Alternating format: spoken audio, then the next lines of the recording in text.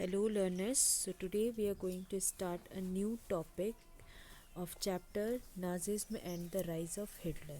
So here student will talk about political radicalism and economic crisis.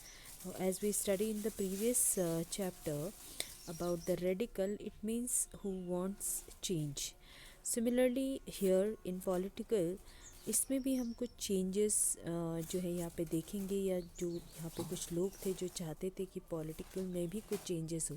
So in this time people were dissatisfied with the Weimar Republic. That's why people started making another alternatives. They made one more group which was Spartacist League. What was that? It was like a group on pattern of Bolshevik revolution in Russia. So this was another group which was known as Spartistic League. German में स्पेटिस्टिक league जो है वो ये Germany में बना था, and it challenge to Weimar republic. They demanded to make Soviet style governance. So through this you can understand power was on Weimar Republic, but Spartacist challenge to it. So जो Weimar republic है ये इन्होंने क्या किया, they deny it and crush the uprising with help of free corps. Okay, so control on them and they wanted uh, a democratic republic, right. So it was conflict, दोनों के बीच में एक conflict create हो गया था, and it was clashed between socialist and communist, because the Spartacist league जो है वो एक कम्युनिस्ट ग्रुप की तरह में से ले सकते हैं, right. So that was the situation of political radicalism, जिसमें हमें चेंजेस देखने को मिले. देन इसके बाद क्या होता है कि there were some followers who support them, like who support Weimar republic, जिसमें आपके कुछ थे लाइक कैथलिक थे, एंड कुछ आपके सोशलिस्ट थे, डेमोक्रेट्स थे. कैथलिक एक तरीके का एक क्रिश्चियनिटी की एक विंग है जो वेमर रिपब्लिक को क्या करती थी, सपोर्ट करती थी. Then socialist also supported and democrats also. Spartacist league जो है इसमें क्या हुआ था कि जैसे कि later they founded communist party of Germany.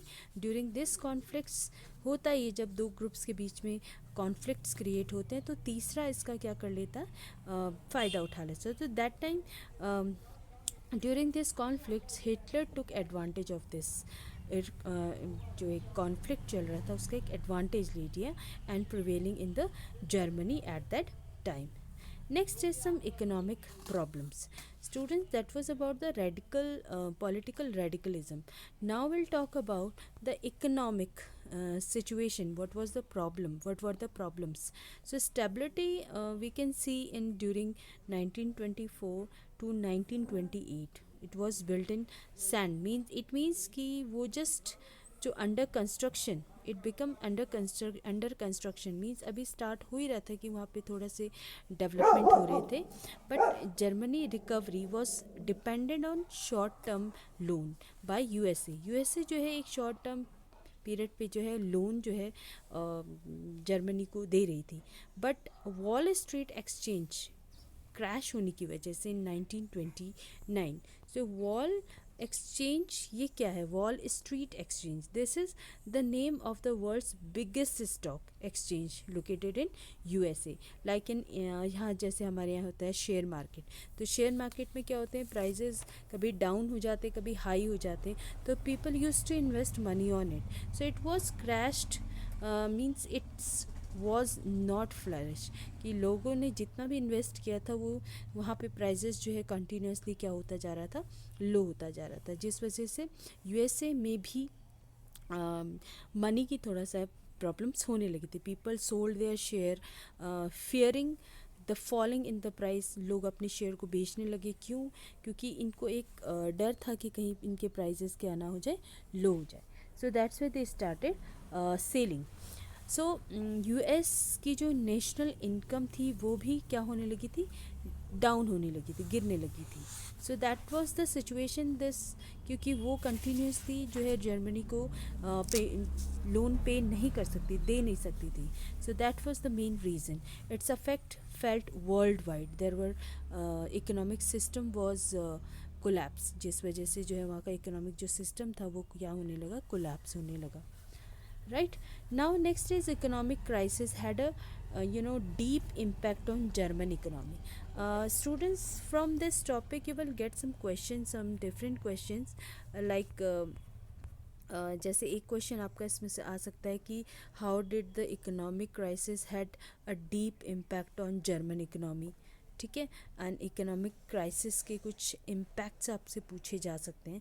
So here I tell you some points, like first we can say industrial production was reduced to 40% in 1932। जैसे जैसे ये क्राइसिस स्टार्ट हुआ, इकोनॉमिक डिप्रेशन स्टार्ट हुआ, तो वहाँ पे सबसे पहले तो वहाँ जितने भी इंडस्ट्रीज़ थे, वो इंडस्ट्रियल जो प्रोडक्शन था वो रिड्यूस होने लगा। And then second, workers loss their jobs. जैसे जैसे प्रोडक्शन जो है रिड्यूस हुआ, तो ऑब्वियसली पीपल जितने थे workers, they loss their jobs and they were paid reduce wages. जितना भी इनको वेजेस मिलता था उसमें भी रिडक्शन कर दिया गया। So people started unemployed. 6 million people, in the sense 6 million का मतलब होता है 60 लाख जो लोग थे वो अनएम्प्लॉयड हो गए। And then third point we can say criminal activity increase. Obviously अगर लोगों के पास रोज़गार नहीं होगा तो फिर पीपल क्या करने लगेगा, क्राइम करने लगा, तो वहाँ पे क्रिमिनल जो एक्टिविटी है वो बहुत ज़्यादा इंक्रीज होने लगी। Then fourth we can say falling value currency. धीरे धीरे जो करेंसी की वैल्यू है it was started falling.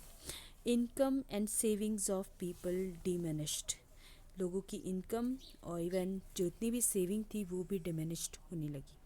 Business got ruined, fall in the agricultural price affected peasantry, and agricultural commodities के जो प्राइजेस थे वो भी क्या होने लगे, गिरने लगे। Then feeling of proletarianization, it's a word, it means whenever you are in society, जैसे कि आप सोसाइटी में एक लेवल देखते हो, द लेवल ऑफ सोसाइटी, जैसे हाई लेवल के जो लोग होते हैं, मिडिल क्लास के लोग होते हैं, तो ये जो लेवल था, okay, level of working classes, ये भी डाउन होने लगा।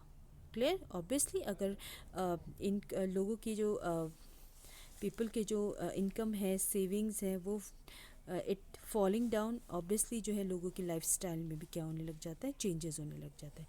सो what was the result of all these problems? Economic depression का जो मेन रीज़न था, what was that the result? So there were some problems, कुछ यहाँ पे प्रॉब्लम्स क्रिएट होने लगे, like economic depression had change the political atmosphere of the Germany. How?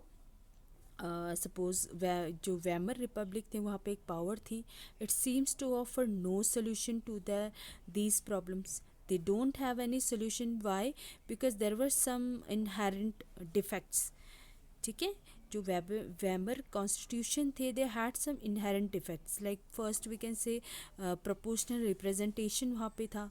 Second, article 48 was there. Political representation में क्या होता है, बिकॉज देर वर सम मिली जुली सरकार, लाइक मेजॉरिटी बेसिस पे यहाँ पे कोई भी एक प्रॉपर ग्रुप नहीं था those who can take action. And second, article 48 में क्या था कि वहाँ के जो जर्मनी के जो प्रेसिडेंट हैं वो कभी भी कोई भी इमरजेंसी में कोई भी रूल्स को चेंज कर सकते थे। So that's why these two were inherent defects, जिसकी वजह से यहाँ पे इस क्राइसिस से ऊपर आने के लिए they did not have any solution of it. So in this time people lost confidence in democratic parliamentary system. लोगों को का जो विश्वास था वो इसमें से हटने लगा। So students, there was some difficult and new words which you have to note it down in your notebook. Suppose here it is mentioned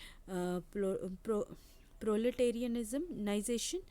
It means to become impoverished, to the level of working class, which I already told you, the level of working classes. And here one more word is there, Wall Street Exchange, which is the name of world's biggest stock exchange located in USA. And now students after that will discuss about the Hitler's rise to power. So this topic will discuss in the next video. Till then, thank you so much.